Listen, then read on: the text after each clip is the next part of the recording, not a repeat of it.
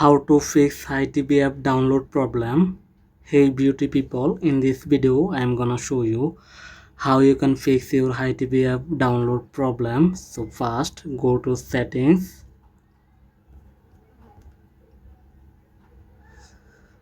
after that scroll down,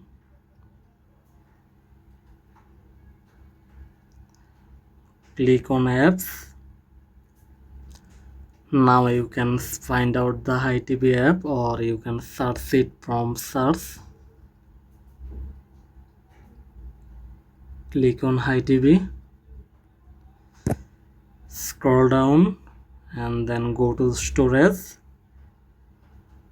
click on clear cache, back, click on force stop, okay.